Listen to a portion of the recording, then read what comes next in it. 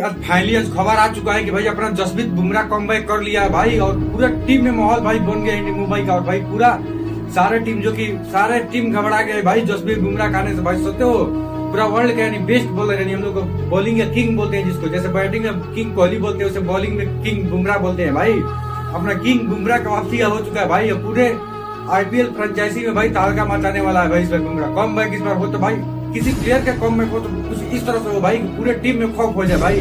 जिस तरह जसप्रीत बुमराह का आने से पूरे टीम में माहौल खराब हो गया भाई।